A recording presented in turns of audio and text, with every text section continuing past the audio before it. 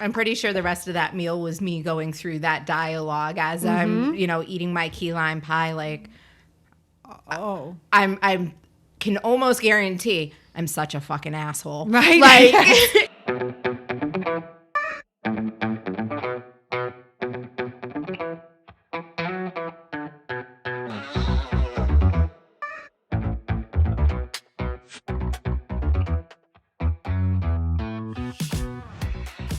Hello, hello, hello, and welcome to Well Shit. It really is that simple. I'm Claire. And I'm Serena. On this podcast, we help you to understand about your 12 universal needs, why they are currently not being well met, How to meet them in ways that work for you, and how to consistently do so in quick, easy, and simple ways that fit seamlessly into your life. We'll also help you to understand how doing so will have a positive ripple effect in literally every area of your life. If you like what you hear, please support us on Patreon. And enjoy the show. Hello, hello, hello. Hey, everyone. So how are we doing today? We are doing good today. How's your morning been so far? It is the in season on the island, so just navigating traffic in a way that makes me get from point A to point B with with minimal impact. Lots of opportunity to meet your needs Yes. as you're going around, right? Lots of deep breathing, lots of expressing my emotions as they come up within the confines of my car. No, but it's going well. It's just, there's a lot going on right now. Yeah, So. it's busy. It's busy here right now. Mm-hmm. How are you doing? Yeah, my morning's been good actually. I had quite a chilled morning. I had some yummy food. I got a nice smoothie from one of my favorite places on the island. So that is keeping me going right now. I'm enjoying that. What's the smile? I just noticed where you went. I'm like, oh. Oh, I'm sorry. Okay. No, it's okay. If I'd have thought, I would have offered to get you one. Like It's not what we normally get from there. Yeah, It's just, Oh no, it wasn't from there. It was from the other location. Oh, okay. Yeah. All right. So- Still jealous, but, Yeah, I would have offered. Normally the first thing that you want to be drinking is coffee, so it wouldn't have even occurred to me to think to say, "Hey, get a smoothie." I bought con leche for UPS because I went in with a bunch of returns today. I'm like, I have 4 backpacks full of returns for you, but I brought you coffee. It works. I mean, Talk about supporting everybody's needs. well, I went in yesterday with a pack of stuff too, and they were out straight, and I was like, "Are you okay?" And he's like, "I don't even know what day it is." I'm like, "Do you drink coffee? Are you going to be here tomorrow?" And he's like, "Yep." I'm like, "I'm going to come in and do this again tomorrow." And I realize how much work that is. I was like, "Do you want coffee?" And he's like, "Uh-huh. Whatever it is, I don't care. Like, just yes." And I'm like, oh, that's nice. That's like that consideration. well, and it's just, I know if I was in that situation, if I was dealing with me and I saw me walk in with all those bags, I'd be like, oh, fuck this shit. Like, Give me coffee. But if somebody came in with all that stuff and they're like, and Hi. coffee, I'd be like, oh, I'll ring up your whole house over here. Right? Come on, let's just go. But it's just the Yeah. little things that you appreciate for yourself. To just do that randomly for somebody is like, It is those little things that can make all the difference. And that consideration of somebody else's needs can go a long way. Like it just does. Mm-hmm. Just saying. So today we are talking, we're going a little serious today. We're talking about a very, very important topic. I just want to give a quick trigger warning. We're going to be talking about some language that would be considered oppressive. We will only refer to those terms once so that we know which ones we're talking about. Some of them we will not refer to at all because it's going to be very clear what we're talking about. I just want to let everybody know that these are things that might be considered quote unquote microaggressions. Let's be clear, those are only micro to the people who do not experience the impact of them. They are offensive, violent terms, and that's the reason that we want to talk about this, because by using these terms, we are negatively impacting other people's needs. But I just want to give a little caveat here. We are going to deal with this as mindfully as we can. We will not use language wherever we can kind of get away with not doing so. And anywhere we will only mention things once so that we're clear and anyone listening is clear on what we're talking about. And then we will not be using that terminology for the rest of the show. So just a little trigger warning there. And if anybody wants any help or support with this, or this trick kind of does trigger stuff for them, then I'm going to add something below to a link where we can share a technique called VU breathing. We are actually going to go through it in one of our upcoming podcast episodes. We're actually going to go through that in depth, but in the interim, if you that would be helpful for you to support you if there's a little trigger that comes up or a big trigger in any way, shape or form. That's one of the techniques that can help in terms of supporting our vagus nerve and our kind of rest and digest process that helps us in terms of kind of calming those triggers down and helps us to recover from them quicker. So just a little caveat there. So it is important, and we've said this so many times, and we will say it so many more times, to remember that when we are meeting our needs, we need to be aware of interconnectedness. What this means is that if you meet your needs in ways that have a side consequence that negatively impacts somebody else or their needs, you actually negatively impact your own needs. Even if you're not aware of it, even if it's at a subconscious level, not a conscious one, the thing about it is that because everything we do every second of every day is done to meet our needs, if we do anything that negatively impacts or harms somebody else and somebody else and their needs, we're negatively affecting our own needs during those meeting our needs that we're doing all the time. Like it's literally 24 hours a day, 7 days a week, 365, depending on not if it's a leap year. We're doing things that are meeting our needs. And so we need to be aware of this at a consistent level. Now, today, we're looking at a slightly unusual aspect of this, and one that not many people think about. Today, we're looking at language, because there are multiple words that are not okay to use because the use of these words negatively impacts and harms somebody else. They are slurs. By doing so, we impact other people at an emotional experience expression level. We might impact them at a security level. They might not feel safe around us when we're using these terms. We might impact them at a value level because it's perceived that we are devaluing them, or that may be the intention. That will definitely be the impact by using these terms. So there's a bunch of these terms that we are aware of. The most obvious one is the N word, which I'm not going to use. It is a word that has been used to oppress Black people for generations. It is not okay for those of us who are not Black to ever use that word in any circumstance ever. Now, one thing I want to say about this is we also do not have the right to police how those people who have been oppressed by a word choose to use or not use it themselves. For some people, and I've seen this with a number of different groups of marginalized folks, they have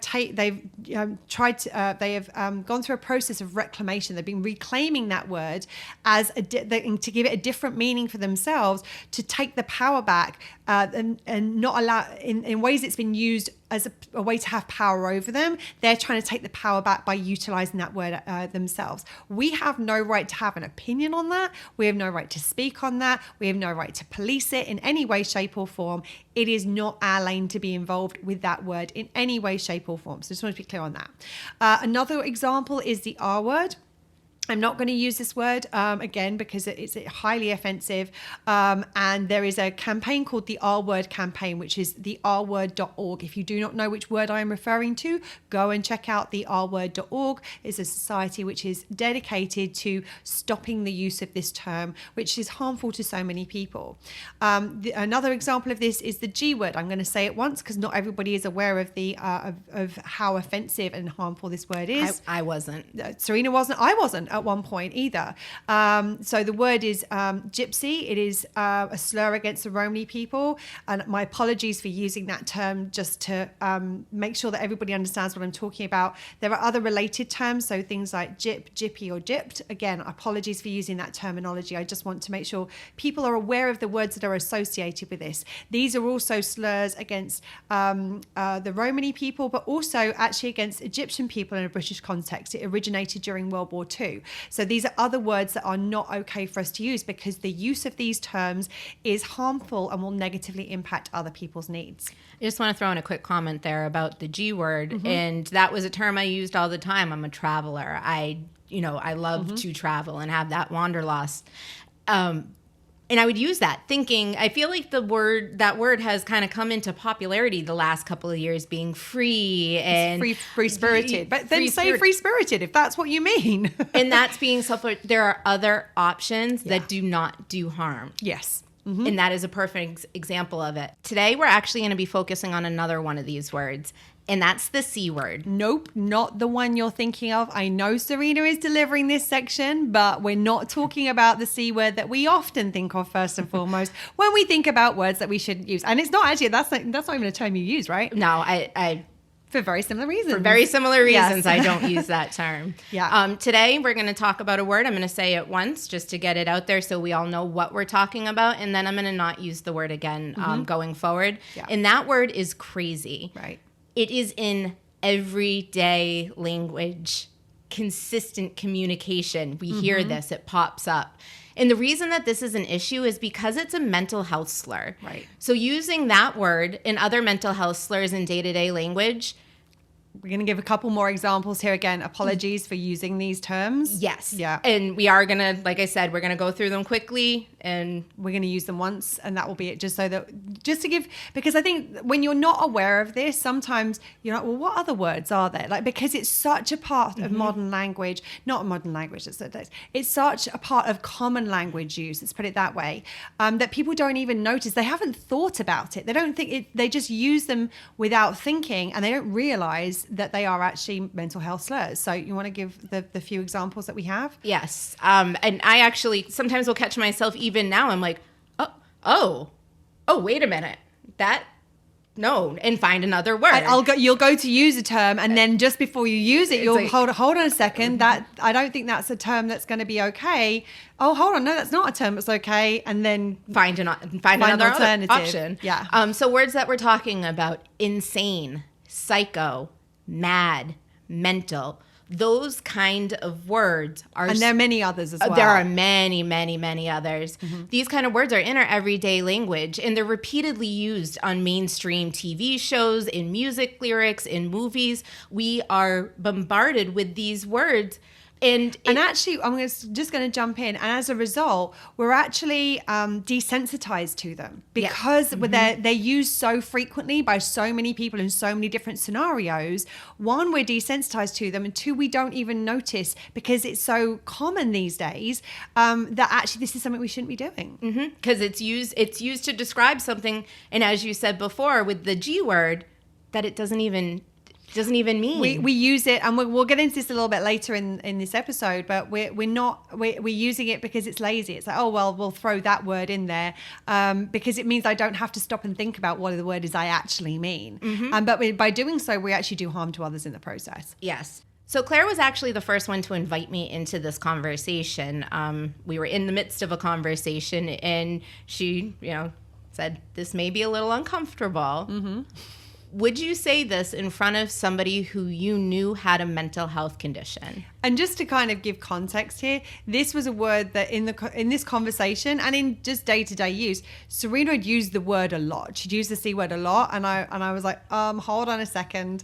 And that was when I then asked the question. So it was very much up for you. It was very much something that you were using a lot, right? It was something I was using a lot. And ironically, it was a situation that I was present in at the moment where I had somebody very close to me who was struggling with mental health issues and who I knew that word was a trigger for. So my immediate answer is no, I wouldn't. No, I wouldn't use that word if I knew somebody had a mental health diagnosis. Right. So what did I say then? What was the next question I asked?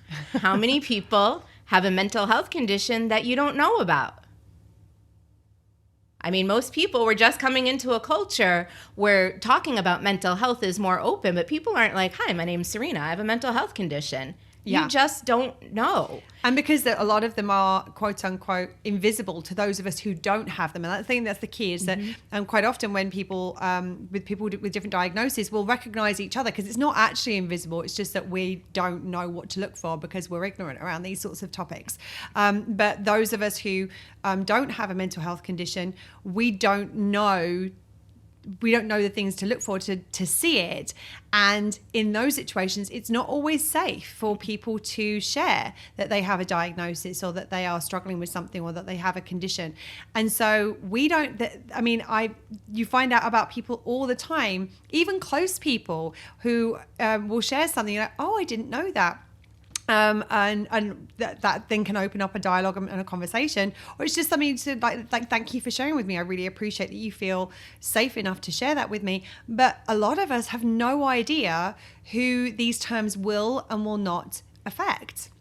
And something really important to remember to tag onto that is because you don't know who these terms could affect or who could overhear you using them. It's not okay to use it ever. Like, I know that Claire does not have a mental health diagnosis. I'm still not going to use that word because who knows who's around me, and I need to change how that word plays in my head where that isn't the word I use. Right. There's a better word. So it's the practice too, because I know there's a lot of people who will do one way in front of others, but behind closed doors. Mm-hmm. I catch myself behind closed doors. I speak with my husband and I say a word. I'm like, ooh, what's the word I'm really looking for? Right.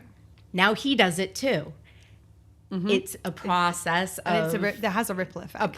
A practice makes permanence. Right, absolutely. And that's the thing is that people, it's not just using that word to somebody that could cause harm. Just the simple hearing of that word can be triggering to people. And so even if you're in a setting where maybe there's someone you don't know, or it's a crowded setting, you don't know who's going to be hearing. And as Serena said, even one step further than that, you want to change your thought process around this, that it's not okay to use this word, because why would I use a word that's harmful to another person, even if no one can hear me? Mm-hmm. Excuse me. So it's important to remember that our societal inequity, that we've talked about inequity, we've talked about interconnectedness. If you go back to episode 5, Let Our Ignorance Be Your Education, that's where we go into this in much more depth and much more detail. So if you are kind of new to these topics and these concepts, it's worth going back and listening to that one episode. But for the sake of today, it's important to remember that our societal inequity means it is harder for those without systemic privilege to get their needs met, which means that people with mental health conditions and neurodivergent folks find it harder to get their needs met because of how society is orientated. So it is orientated around people who are considered the quote-unquote default, the quote-unquote norm, and that is people who have multiple types of systemic privilege. When we're talking about privilege, if you want to know more about that, go back and listen to that episode 5, because we go into that in much more detail. So I shared a post recently on Facebook about the ADHD tax. Now, this isn't an actual tax that is put on by the government. This is a tax in how it is to live in our society with ADHD. So this example in this one that was given in this post was this person had gone out to buy eggs. And at some point while they were out, those eggs disappeared. And what they mean by that is that because of the way their brain worked with ADHD, they had lost track of the eggs. The eggs weren't there anymore. They were there one minute, they were gone the next. The cost of those eggs was the ADHD tax. They were also talking about the cost of eating out, of buying food on the run, because you can't clean your kitchen, you can't pack the snacks, you can't remember to buy the things you need. The parking fines, lost library books, overdue fines, replacement fines, paying for missed appointments, all of these things are the ADHD tax. They are things that cost people who have ADHD because simply their brain works in a different way than the people who our society is orientated around, which is neurotypical folks. Another example is autistic people who experience sensory overload. For example, like shopping in a grocery store, which has got bright lights, which has got tannoy announcements, which has got checkout sounds, can be difficult for some and impossible for others. So it's harder to get their basic needs met than those of us with systemic privilege. So it's important for us to recognize that these things literally are affecting people's needs. And so it means that there are more barriers for them to overcome to get their needs met than it is for those of us who have systemic privilege. privilege. And then what ends up happening is that when they are then further impacted by using a term that's harmful, that further impacts their needs. And what happens then is, because of the interconnectedness, because of the intrinsic connection between human beings, if we do something in a way, because everything we do every second of every day is to meet our needs. So if we're doing something, it's meeting our needs in some way. If we do that thing and it causes harm or negative impact to somebody else, it actually negatively impacts our own needs as well. And the thing is, as we said previously, the thing is, we don't often mean the C word at all when we use it. There's often another word that we mean. We're just being lazy with our language use. We're not thinking, we don't want to take the time to stop and pause and think about, what is the word that I actually mean in this situation? It means that we end up using harmful terms just because we don't want to take a couple of seconds to think a little bit more clearly about what exactly is the terminology that we actually mean and what we're looking for. It doesn't take much effort to find an alternative word that does not negatively impact others. And the thing about it is, when you first start doing it, it takes a little time, takes a little bit of effort, but actually once you get into the habit of it, it's actually really easy. And the funny thing is that, I know that we're going to kind of jump into a couple of our own experiences with the C word specifically. But I know that, like, Serena and I will be talking about something, and I will hear the pause in her language. Like, she'll be mid-sentence and she'll stop. And the second she stops for a significant period of time, I know it's because she was going to use a word and she's trying to come up with a different word. And normally, because of the context of that sentence, I will jump in and I'll offer a word and be like, do you mean intense? And she's like, yes, thank you for we've got this shorthand now because we've been doing this with each other for so long that if one or other of us pauses, and it happens the other way around, like you'll hear me pause and I'm like, and you'll jump in and offer an option as well. Same thing with your husband, same thing with other friends that we have as well. So it's not that hard. And also, once you start to do it and the other people around you start to, you can actually support each other and help each other with this to make it even easier. I think that's a great example. And it's funny because now my husband does the pause. It used to be I had, the conversation explaining this because as Claire brought me into it, I'm like, I had no clue. Mm-hmm. Let me bring him into it. So I did. And now he does the pause. I'm going to jump in. Mm-hmm. I'm sorry. I got to jump in here. It's not that you didn't have a clue. It was that you hadn't stopped and thought about it. Because you did have a clue. Because I did have a clue. Because you wouldn't have used that term around somebody you knew had a mental health condition. Good point. So it wasn't that you didn't know, it was that you just hadn't put enough thought into, mm-hmm. and this is not me pointing the finger specifically at Serena. It was the same thing for me as well. Like, I would never have used that condition around somebody who I knew had a diagnosed condition. And so my use of it wasn't that I didn't know better. It was that I didn't want to put the effort into thinking about my behavior and language and the impact it was having on other people. Sorry, I just had to jump in with that. That's okay. And I'm saying sorry for the interruption, not for the fact that I brought it up. So. Yeah, no, and that's true because it was, I was conditioned to just throw that in. Yeah. I need a word, C word. That it fits so many bills in my mind, and now using it, it just every time, sometimes I slip, sometimes it comes out and I'm like, ooh, like I feel the impact now. And I'm like, oh, now if I actually had a condition and that was impacting my needs in another way, like if I feel that impact, I can only imagine what somebody who is actually struggling with mental health would feel as an impact of hearing that word. Or just living with it. It may not be that they're struggling with it, but they're living with it, and they're living with, it may not be that they're struggling with the condition, because the condition sometimes it's just they're different. They have different ways of doing things. It's not something they're struggling with or suffering from, but what they struggle with is living in a society which is not supportive of people who have those conditions. So I want to make sure that we're being clear in the fact that this is not something that we have to do because everybody is struggling with being neurodivergent or having a mental health condition. Sometimes what they're struggling with is just our society is so unsupportive and works against them, and that's the thing that is not okay, and that's the thing that makes it harder for them to meet their needs. So, I mean, as Claire said, it used to be a part of my everyday language. I'm going to bring it in. We are specifically talking about the C word, but the R word was something in the area I grew up that was a part of. It was used a lot. It was used a lot in the same way to describe things that it had no business describing. And the more I started to stop and have those kind of awkward moments where I'm talking and I'm like, and not just with Claire. And I didn't explain myself. I wasn't like, oh, sorry, I'm trying to find the right word. I'd just stop. And then I'd continue with the word I meant, intense, wild, whatever it may have been. Yeah. And people were like, that actually got them to be like, wait, oh, wait a minute. Right. And something that, it's something that I've been familiar with for some time now. And it's been a process that I've been going through with a number of different areas of my life. And it was something that was a very, that I used a lot because of laziness. It was quote unquote easy to use that word. I wasn't being mindful of the fact that it was a word that was going to be harmful to other people. So I've been for quite some time now looking for alternatives, and also being aware of like not just the words that I'm aware of, that because I've seen other people say this is a word we shouldn't be using right now. This is a word we shouldn't be using right now.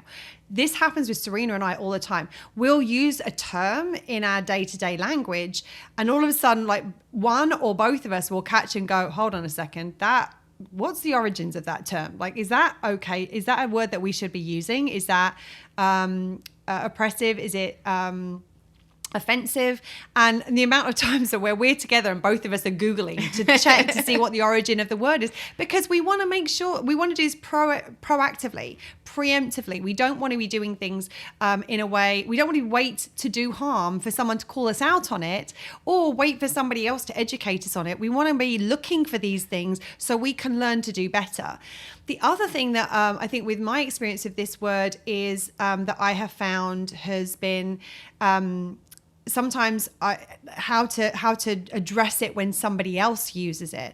And one of the best examples I found for this was actually I was doing an interview, and I was doing an interview about needs. Someone was interviewing me. I actually think you were watching the interview. This woman used the word, the C word, in the context of her conversation. And I didn't like stop and make a big deal of it. I didn't quote unquote derail the conversation. Not that it would have been derailing, because it was a really important conversation to have.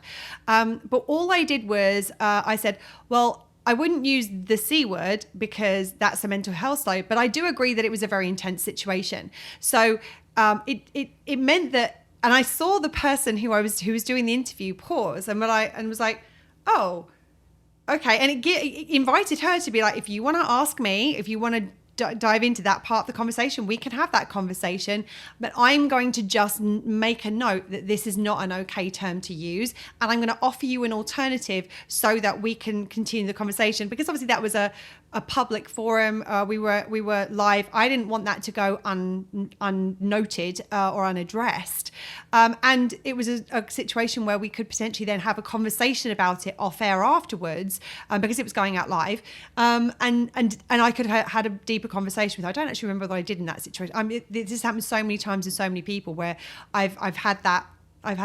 I wouldn't use that word because it's a slur. But I agree. And I agree that it's very intense, or it's wild, or it's whatever it is. And so that's one of the ways that I found that to address it with somebody, to invite them into a conversation about it. And let's be clear right now, neither one of us are experts on this. Neither one of us are educated on this. There are way more people out there that you should be listening to about these terms and other things that are not okay and how to shift and change them. I'll try and put some resources in the show notes for this, of some different places to go and start learning about these things from people who know way more about it than we do. We just know that, or I just know that as I'm going about my day-to-day life, wherever possible, I try to address it and find an alternative way of approaching it, so that an alternative term, so that it offers somebody a different term to use, or invites them to think, well, is that term that she's offered me the one I meant, or actually do I mean something else? And they can then correct again and go, actually what I meant was overwhelming, or whatever it was. So there's just a couple of things that I found in my journey with this. So what we're going to do now is we're going to offer you a couple of replacement words to use in place of the C word. And this was actually really, really helpful for me to have a list of words that I could kind of go to in my memory bank so that I wasn't always pausing for a long period of time going through the thesaurus in my head, trying to figure out what I was trying to say. And actually, sometimes it's not about having them in the memory bank in the head. Sometimes it's literally having them somewhere, like in the notes on your phone. Like what we'll do is we'll put this list of words in the show notes, and we're also going to share some other resources that are good to help with this. We'll get onto that in a minute. So that you've got somewhere to go to see if there are alternatives that would be helpful for you in those moments. And just so you know, this is not by any means an exhaustive list. Oh, no. It could go on. These are just a few situations or few words that we use or that we have been in experience with where people are meaning this, but using the C word. Right. And as we go through this list, it's kind of interesting to see the different emotions that we are blanket using the C word. And different meanings. Like there's so many different things that we use that same word for, right? It's kind of mind-blowing when you start to break it down. It's like, whoa, I never meant it when I said it. Yes. Like that was never what I was trying to convey. I was trying to convey all these replacement words. So I'm just going to kind of read through the list and touch in on a few of them. Things like chaotic, amazing, awesome, incredible, wild, overwhelming, strange, ridiculous, weird. Like that's when I almost embrace the weird. I love weird. Like I'm all about the weird. Yeah. And I mean, call me weird. Yeah. Yes, you are correct. But I am not the C word. Yes. Spinning out is one of the ones that I kind of attach to because I think a lot of us can relate to identifying with what we've been taught, the phrase, I feel like I'm going The C word. Yeah. I feel like I'm spinning out. I feel like I'm in a snow globe. I use that analogy a lot as well. It's like a snow globe. I feel like I'm, shaking. There's things around me. I'm like, oh, what the hell's going on? Or like I'm in a tornado. I know you've used that one in the past as well. And that's what I mean. Yes. That's that feeling of, oh, God, what am I doing? Just everything feels out of control. Like, yeah. Yes. It's unpredictable, impulsive, fearless.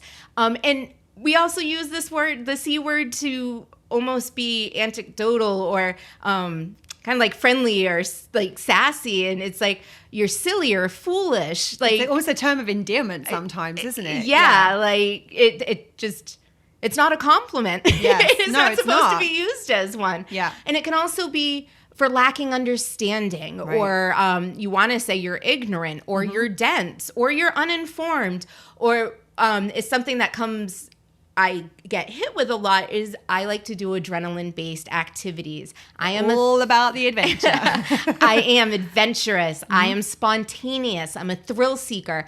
I'm a risk taker. For many people, I'm scary in what I do.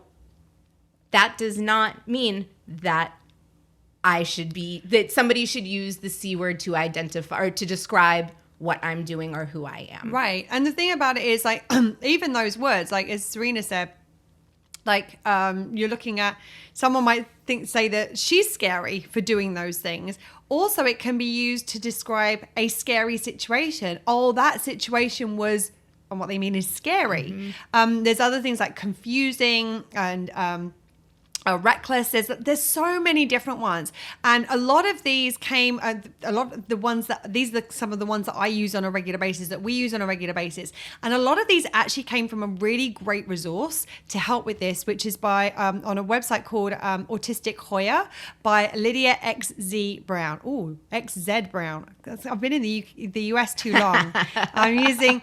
So if you're on one side of the pond, it's Lydia XZ Brown. If you're on the other side of the pond, it's Lydia XZ Brown. Welcome to the other side. Yes, absolutely. We're going to put a link to this resource in the show notes, but there's also a quote that was on this website that I really wanted to share because I thought it really kind of summed up what we were talking about specifically in this episode, which is that ableism is not a list of bad words. Language is one tool of an oppressive system. And remember this, we're talking about this is at a systemic level. This is not about individual, quote unquote, bad people doing bad things. This is about a system that creates a situation in which it is so much harder for some people to get their needs met than others, and there are more barriers for them to overcome. So the quote continues, being aware of language for those of us who have the privilege of being able to change our language can help us understand how pervasive ableism is. Ableism is systemic, institutional devaluing of bodies and minds deemed deviant, abnormal, defective, subhuman, less than. Ableism is violence. And I think that that's what we need to get back to with this, is the recognition that ableism in any form, and language is one of the examples of this, is violent, because that violence is harming this other person and their needs.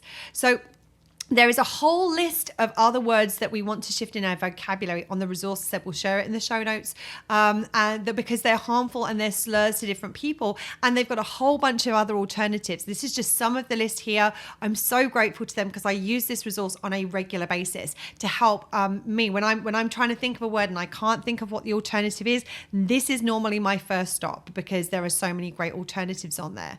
So this is a reminder to be mindful of our language and to change it where it harms others, because it will inadvertently cost our own needs because of interconnectedness. And I think one of the things that comes up around this is a lot of people like, oh, it's too hard to change. I can't do it. And while this is like a slightly kind of parallel example, but not the same thing that we're talking about, a lot of people say that it's hard when a trans person tells you what their actual name is rather than their dead name, or their actual pronouns are other than the ones that they were assigned with at birth, or the sex that they were assigned, the genetics they were assigned at birth. When a trans person tells you what their new name is, what their actual name is rather than their dead name, a lot of people are, oh, it's been too hard. I've been calling you that for years, and I therefore, like, I struggle with it. It's too difficult to remember. If you are able to remember the name of a married person, if they choose to change their last name, then it's not about remembering to change the name. It is an issue that you have with that person, and honoring and respecting and valuing trans people, and using using their actual name and using their actual pronouns.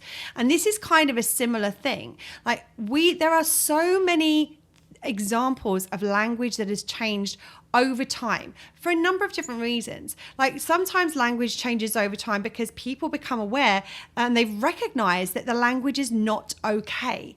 So we over time, when a terminology or a word becomes not okay to use, it's remarkable when everyone decides it's not okay, all of a sudden it changes very, very rapidly, or it can do. Unlike some people, the fact that it's offensive is the reason people continue to use it. But actually, also just look at the evolution of language. The language that we use today that we didn't use 10 years ago, 20 years ago, the language we used 10 or 20 years ago that we don't use because it doesn't feel relevant anymore. It doesn't feel cool anymore. How many terms have you changed in your own vocabulary that you used to use all the time? Because well, it's not cool to use that anymore, so I'm not going to use that term. If you can change it for that reason, you can change it for this reason. So it's really important to recognize that it's not too hard to change. It's not that it can't be changed. It's that not enough people realize yet that these terms are not okay and that they need to change. And that's the thing, is that once you recognize that these terms are not okay, once you recognize that they're harming other people, and therefore you're actually compromising your own needs to use it, that they're not okay and that they need to change, it's remarkable how quickly things can change. Now, I want to just finish up by saying we've talked about a whole range of different topics today.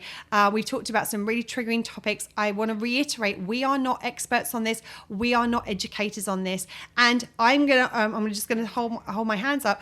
I'm not an expert in how to discuss these perfectly or even well necessarily at times. We may have made mistakes in how we have spoken about this. We may have used terminology at times, even by speaking the terminology as once. I'm just wanted to say to people listening, we are open to your feedback. We are open to your questions. We are continually learning. We're continually seeking to learn and learning to do better. We are continually educating ourselves in these areas, and we are also open to somebody coming along and saying, hey, this thing that you did there, that wasn't okay for this, and this reason. If you are willing to let us know that stuff, if you are willing to educate us, we are wide open and we very much appreciate it. So I just want to apologize if we have made mistakes in how we have handled this conversation, and say that we felt that this was a really important topic to discuss because of the impact it has on needs and because of the ignorance that a lot of people have on the impact of needs.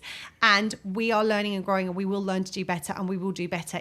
If anybody wants to help and assist us with doing that because they want to provide us with feedback, we would appreciate that. And we're wide open, and we love to learn how to minimize our harm and minimize our impact to other people in how we discuss these topics and generally how we navigate life. That's how we've got to where we are with the needs and with the equity and interconnectedness piece. So I mean, this has been some kind of deep stuff that we've talked about today, but it's really important, and it's remarkable when you start to make these shifts, when you start to shift your language. It's remarkable how that ripples out to the other people that you know and the people that you're around all the time. It's quite extraordinary, isn't it? Seeing the effects and how easy it is for people to change their language if they really want to, and how many people now don't use these terms, whether it's just around me. And they're doing it because they know I'm going to mention it and I'm going to call them out and I'm going to say it's not okay, or whether they're actually doing the work to change the conditioning and the internal perceptions that they have about people that make it feel like it's okay to use that language. I don't know, but it's interesting seeing that things start to shift when you start to do this work. So it can be very important. It can be very powerful, and it's the one way in which I can't change the entire system by myself overnight. I can dedicate myself to being on a journey to be a part of doing that.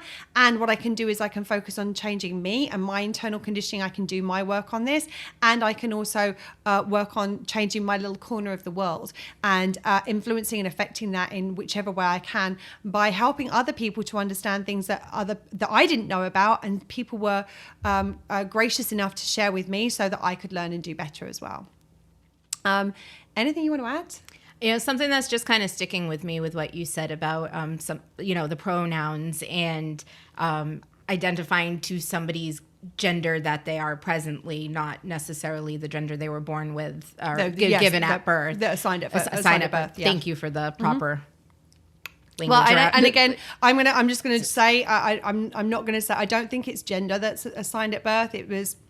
I think it might be sex that was assigned at birth. There is a distinction here. This is why I'm saying we're not experts on this. We're not educators on this. We are continuing to learn as well. So I don't know that it is actually gender. I know that people can identify as that they were assigned female at birth, but maybe now they're non-binary. Maybe they now identify as male. Maybe they're gender fluid. So there's lots of different. So there's a difference between. I know there's a difference between sex and gender, and I'm not.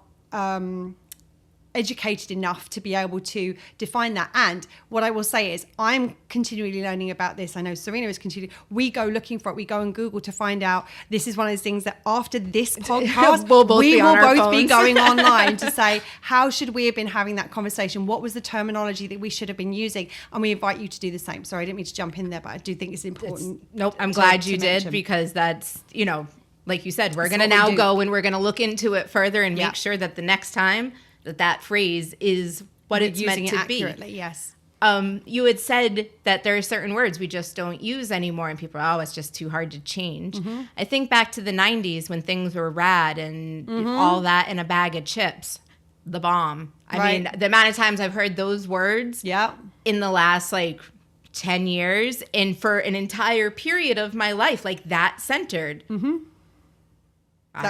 That was the term that was used all the time. And now it's not. And there wasn't a huge... It took a little time to get it out of your vocabulary. You might have said it a few times, and then somebody was like, did you just say all that in a bag of chips? Right. Which is cool if that's... There's nothing wrong with that. That's what you mean. Just, you haven't heard that recently. Right, because the times of language have... I'm flowing with my hands. Right. Language has changed over time. It's the same thing. The first couple of times, it's not going to be easy. It's not going to click right away for most people. Right. But you do it a couple of times, and then more and more, and then it just becomes natural, and you're not using it. Absolutely. I mean, and the other example is some people do a transition around this, other people don't. But like I went from a transition when I was younger of calling my mum mummy to calling her mum. Like there was a transition that happened because all of a sudden it wasn't cool to call your mum mummy anymore. It was cool to use the term mum. And so I made that transition. And again, as you said, it probably happened over time. There were probably times when it kind of went both ways. Mm-hmm. But that was a transition that happened in my language. It wasn't like I sat there and went, oh my goodness, you know what? It's way too hard to remember mum. I've been using mummy for years. Like I can't change this. How will she know her name if I'm calling How out she mom? Know who I'm speaking to? Yeah. Whose child is this? Right. And this is the thing. And here's the rub. This is what it gets down to, is that when you have an internal motivation to want to change something, it becomes remarkably easy to change it. Comparatively with if you're doing it because you think you should do, or because you're getting societal pressure to do so, or because somebody else thinks you should do, that internal motivation is the thing that makes the difference with making these kinds of changes. And I remember vividly the conversation that we had where we talked about the C word for the first time. And I remember the look on your face when you realized that you knew somebody for whom this term would be harmful. Mm-hmm. And when you had something, you were like, oh my goodness, like, of course I would never use that term around her. And because I wouldn't want to cause harm to another person. And I know that would cause harm to you. And I remember when I asked you the question, how many people have a mental health condition that you don't know about? And it was like watching the penny, pound, dollar, any kind of currency you can think of dropped and plummeted. Like it was like a lead weight watching it drop within your system of like, oh my God. And that, oh my God was, oh my God, how many people have I inadvertently and unintentionally harmed because I haven't made it a priority for me to learn how to not do that? I'm pretty sure the rest of that meal was me going through that dialogue as I'm, eating my key lime pie. Like, I'm can almost guarantee I'm such a fucking asshole. Right. Like, and right. But it was, I remember feeling, I was like, like, yeah. Oh. And this isn't to make it about us and our feelings Not of people at who all. are doing harm, but it's about that when we do that, we're connecting to our humanity because we are connecting to the humanity of the people who we have harmed. And that internal feeling, that is our humanity going, I don't want to do that to another human being. And that is the internal motivator. That is the thing inside you that calls you to want to change, that pulls you in the direction, even when it's tough, even when you're tired, even when you can't figure it out and you need to pull out your phone and go onto WordHippo or thesaurus.com or whatever it is and come up with an alternative because you don't want to do harm. That is what we want to do, is we want to be connecting to our humanity by connecting to the humanity of others and going, I don't want to do harm to another person. And when we feel that, that's what that internal motivation is that we're talking about. When we feel that, we're like, I don't want to feel that again. Mm-hmm. And I know if I do this to somebody else, I'm going to feel that because that's my humanity. That's the internal thing going, you've done harm to another human being. That's not okay. We don't want to do that. That's not okay with us. And we don't want to feel that again. So what are we going to do to ensure this doesn't happen again? And that's meeting your needs as well as the other person's. Exactly. And it goes back to the apology series. And actually the apology series, I'm glad that we did the apology series before we did this one, because this is one of those instances where when these moments happen and we do harm to other people, we can go back to that apology sequence, go through those 6 steps, or ideally the 7 steps, to make amends, to avert further harm, to address the situation, to make amends, to avoid repeating it, to go above and beyond. I mean, there's all of these steps, and you can go back, and this is how we can use that to take care of the needs that have been compromised by the harm that we have done, and to make that commitment to ensuring it doesn't happen again. And this is why these things can now start to be used in conjunction. This is an example of how our behavior and our choices can impact somebody else's needs. And when you understand how to make an apology, you can start to heal that. The thing that is that goes a step further than that, though, is don't wait until you've made the mistake. Is to go out and proactively educate yourself about these things so you don't do harm in the first place. It's so much easier to not do harm in the first place place than it is to go back and need to apologize and do an effective apology every single time that you cause harm. It's far easier to go out and proactively look. As Serena and I said, we won't wait for people to call us out on things. If we think something could be problematic or harmful, we go looking. Is that a problem? Right. Okay. We need to stop doing that because that's going to cause harm to other people. So yes, we need to understand and be aware of the things that are going to cause harm to others. Yes, we need to be aware of how to genuinely and authentically and effectively apologize when those things happen. But one step further than that, how do we proactively do this so that we don't compromise our needs or anybody else's needs as we go through day-to-day life?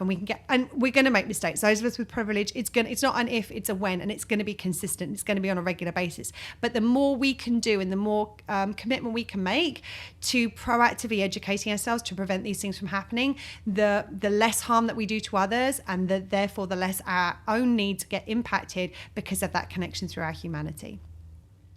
Wow, we went deep at the end there, but important.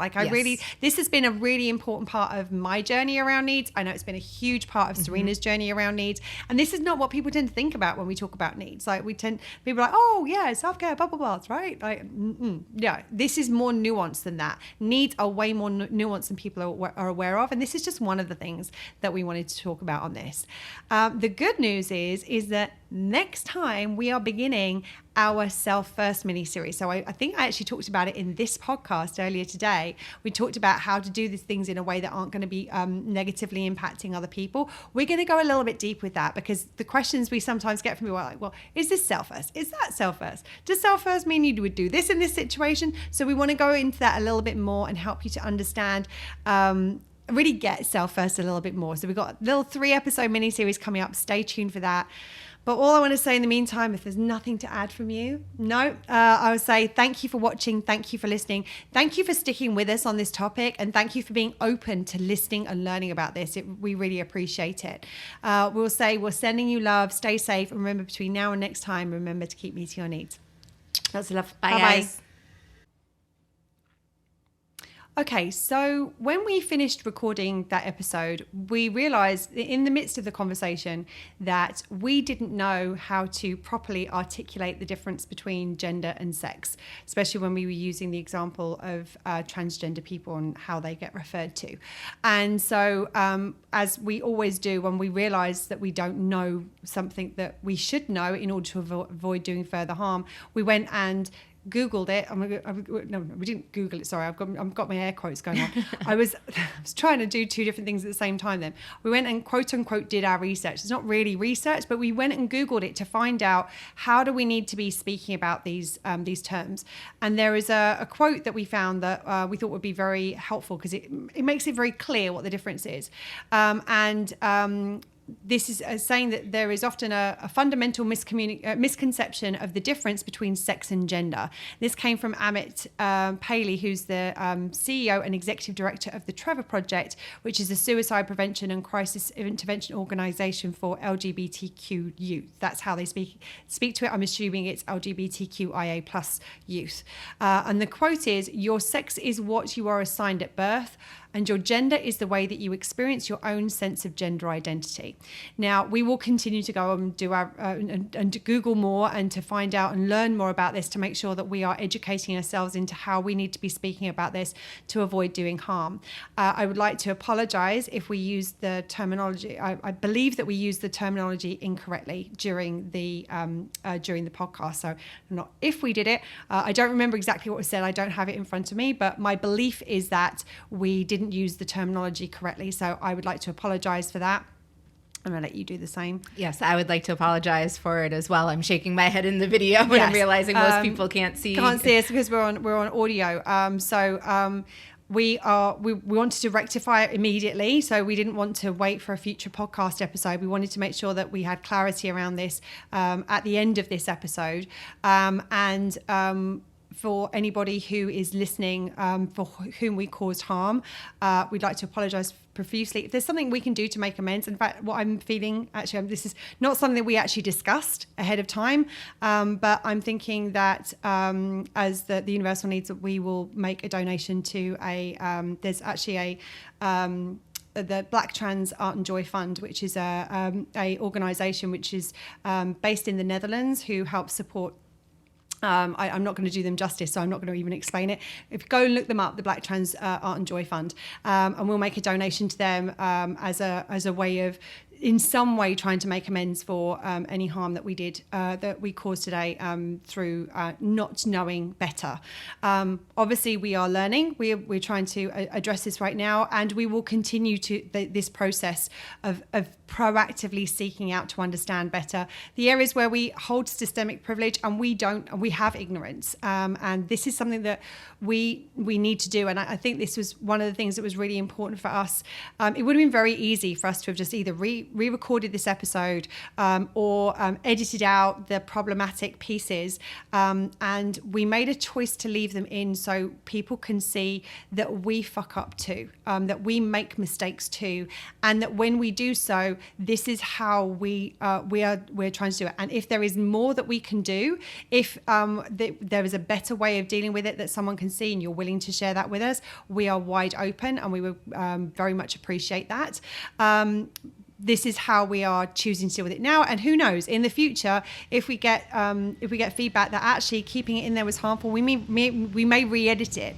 There may be another piece on the end of this where we explain why we've edited it. We may remove this episode completely. Who knows? We will deal with this as we learn and grow and do better. We will respond appropriately in terms of our content. So we will edit, or we will change availability of content because we don't want to do harm to others. And we also want to show that this is not about being perfect, this process.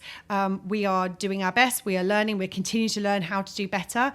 And when we fuck up, we will hold our hands up and we will apologize and we will make amends in the best way that we can. So I think that's it for this. Is there anything you want to add to what I've just said?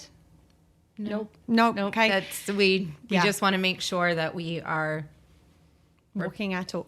Yeah, exactly. Yeah, and this is what we do. Yes. Like no sooner did we stop recording, we both jumped up and went without even. Well, and the funny thing was, Serena was down the hall and she said, what is it that I'm Googling again? She couldn't remember exactly what the terminology was that we were choosing between. And I was like, I'm doing it as well.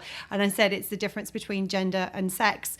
And she found a quote and I found a quote, and we were doing some reading on it, and it said that's not the end, that's the start. Yes. And it's like, how do we learn how to do better? And some of the things that I do and that might be helpful for other people is just following people who have different levels of marginalization on social media, following people who don't have the same race as you, people who have a different gender identity, or who have different abilities, and who are, have got neurodivergent folks.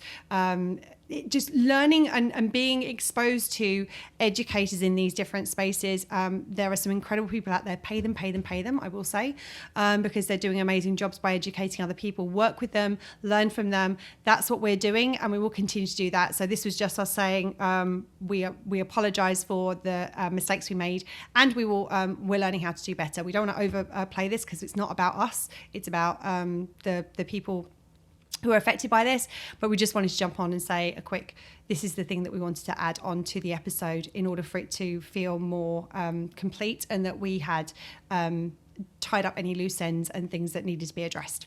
So thank you for watching. We will see you again really soon. Remember, in the meantime, to continue meeting your needs. Bye-bye. Bye. That's it for today. If you like what you heard, please subscribe, rate, and give us a written review, as it will help more people find us. And remember, you inadvertently cost your own needs when you use harmful language. There are always other options. Well, shit. It really is that simple.